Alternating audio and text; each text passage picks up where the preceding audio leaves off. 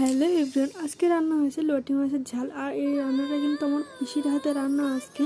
তাই জন্য প্রথমে দেখো আমার পিসি এই লটি মাছটাকে ভালো করে কেটে নিচ্ছে। আর বড় বড় লটি মাছ, কিন্তু তাই জন্য লটি মাছগুলো ভাগ করে করে কেটে নিয়েছে। তারপরে লটি মাছগুলো কাটা হয়ে গেলে এতে নুন আর হলুদ দিয়ে ম্যারিনেট করে এখানে সব মশলা কিন্তু বাটা হয়ে গেছে।